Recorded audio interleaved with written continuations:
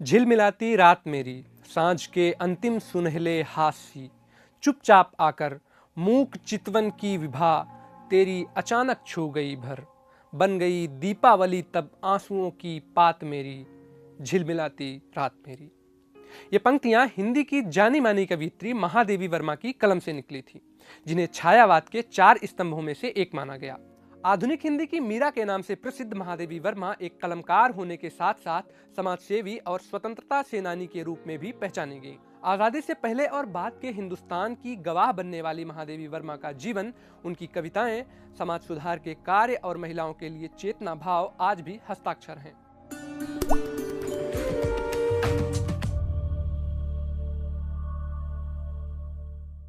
आदाब, नमस्कार। मैं साकिब ट्विंट हिंदी के वीकली वीडियो अल्फाज में आपका इस्तकबाल करता हूं। आज हम बात कर रहे हैं हिंदी साहित्य की सदस्यता हासिल करने वाली पहली कवियत्री महादेवी वर्मा के बारे में, जिनको हिंदी के कवि सूर्यकांत त्रिपाठी निराला ने हिंदी के विशाल मंदिर की सरस्वती बताया। महादेवी वर्मा का जन्म मार्च 1907 में उत्तर प्रदेश के फर्रुखाबाद में रंगों के पर्व होली के दिन हुआ था। शायद यही वजह है कि उन्हें होली बहुत पसंद थी। परिवार में कई पीढ़ियों के बाद बेटी ने जन्म लिया था, इस वजह से उन्हें घर की देवी मानते हुए उनका नाम महादेवी वर्मा रखा गया। इलाहाबाद यूनिवर्सिटी से उन्होंने मास्टर की डिग्री हासिल की और आगे चलकर इलाहाबाद शहर से उनका कभी ना टूटने वाला रिश्ता बना। अशोकनगर में आज भी महादेवी वर्मा का घर उनका एहसास दिलाता है। महादेवी वर्मा की कलम से बेबाकी, सजगता और सहजता की महक आती है। उन्होंने अपने अधिकार के लिए जंग लड़ी और महिलाओं को भी उनके अधिकारों से रूबरू करवाया। 1923 में महादेवी वर्मा ने महिलाओं की प्रमुख पत्रिका चांद का संपादन भी किया। चिर सजग आंखें उनीदी आज कैसा व्यस्त बाना, जाग तुझको दूर जाना। अचल हिमगिरी के हृदय में आज चाहे कंप होले, या प्रलय के आंसुओं में मौन अलसित व्योम रोले। आज पी आलोक को डोले तिमिर की घोर छाया, जाग या विद्युत शिखाओं में निठुर तूफान बोले। पर तुझे है नाश पथ पर चिन्ह अपने छोड़ जाना, जाग तुझको दूर जाना। महादेवी वर्मा के मुताबिक उन्हें पंडित जवाहरलाल नेहरू से बड़े भाई जैसा प्यार मिला।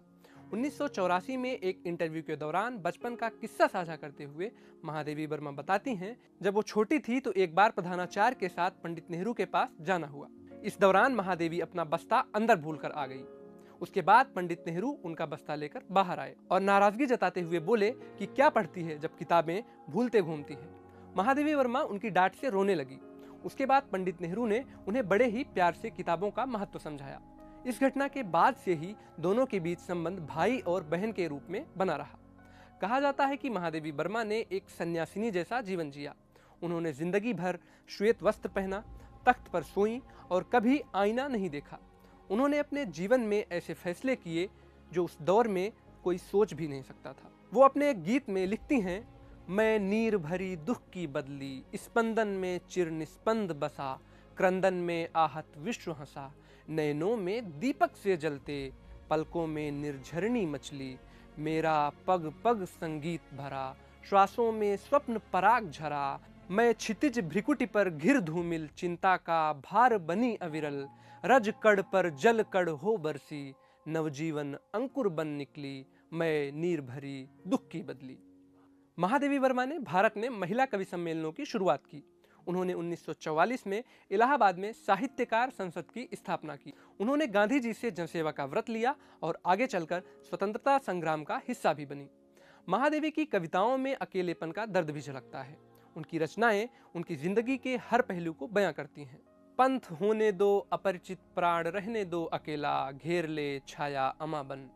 आज कज्जल अश्रुओं में रिमझिमा ले यह घिरा घन, और होंगे नयन सूखे, तिल बुझे औ पलक रूखे, आर्द्र चितवन में यहाँ शत विद्युतों में दीप खेला। दूसरी होगी कहानी शून्य में जिसके मिटे स्वर, धूल में खाई निशानी। आज जिस पर प्रलय विस्मित मैं लगाती चल रही नित, मोतियों की हाट और चिंगारियों का एक मेला, प्राण रहने दो अकेला।